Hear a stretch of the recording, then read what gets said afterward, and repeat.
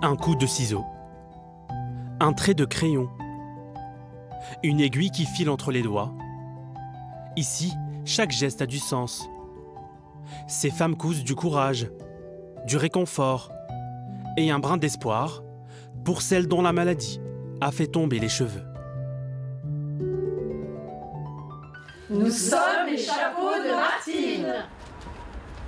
Tout commence souvent par un geste simple, un don. Bonjour Gaëlle. Ah, salut. Isabelle vient déposer un carton plein de tissus. On a vidé dans la maison de ma grand-mère là et j'ai pensé que ça pouvait des fois t'intéresser parce que c'est des chutes de tissus. Et je me disais que voilà, c'est un jersey de coton, c'est super. Voilà, après un tissu souple, idéal pour les peaux fragilisées par les traitements. Gaëlle, bénévole de la première heure, sait déjà comment le transformer. Ça, pour les petits bonnets de nuit, les bonnets de jour, c'est super. C'est idéal, c'est très doux. On les double quand même, mais... Là, vous êtes ravis de... Ah ben voilà, là c'est le cadeau. Une matière prête à renaître entre deux aiguilles. Une fois par mois, ces retraités se retrouvent dans cette salle prêtée par la mairie. Elles viennent avec leur énergie, leur générosité et leur propre machine à coudre. Josette, 70 ans, est une ancienne professeure de mode.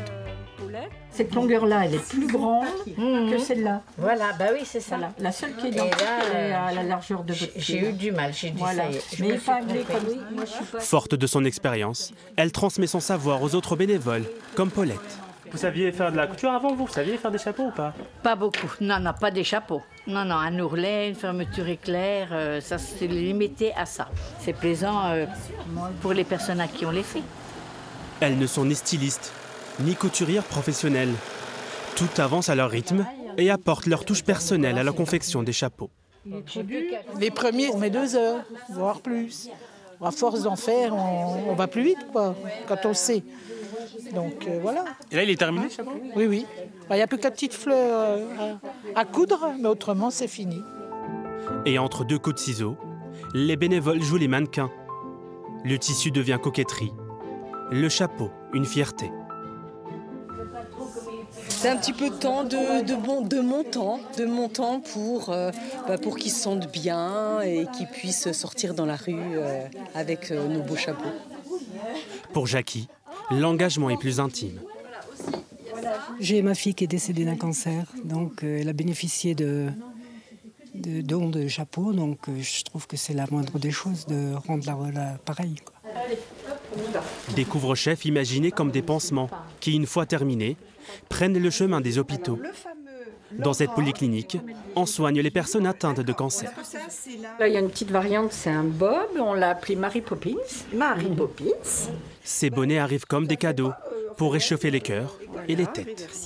La nuit, ça a aussi l'avantage, c'est que ça évite les déperditions de chaleur, car le cerveau est protégé de la chaleur par les cheveux. Et quand il n'y a plus de cheveux, il n'y a plus de protection. Donc le petit bonnet peut préserver cette protection et permettre aux gens de se sentir bien et d'avoir chaud. Alors, c'est fini pour aujourd'hui? Oui, c'est fini Véronique, merci. Marilyn vient plusieurs fois par mois pour ses séances de chimiothérapie. Suivez-moi. Avant de rentrer à la maison, elle s'arrête quelques instants pour une séance d'essayage. Très joli, très doux. Ah, toujours en coton, hein? Ouais, tout est coton, ils sont Toutes les matières sont doublées. Et vous pensez que vous êtes suffisamment protégé quand oui. Voilà. Oui. Parce que c'est important au niveau du visage. Émotionnellement, c'est très agréable et ça justifie notre travail, le plaisir qu'on a à être ensemble, à faire ces chapeaux, à essayer de les faire le mieux possible pour que ça rende service aux gens. Chaque modèle est bien plus qu'un accessoire. C'est un symbole de solidarité et d'espoir. C'est pas parce que nous sommes en traitement que nous ne sommes pas des femmes pour autant.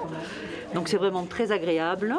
Et puis elles ont pensé à beaucoup de choses. C'est vrai que quand on est malade, quand on n'a plus de cheveux, quand on perd ses cheveux, c'est toujours très difficile. C'est un mauvais moment à passer pour les femmes. Et la moindre satisfaction quotidienne est importante dans le processus de guérison.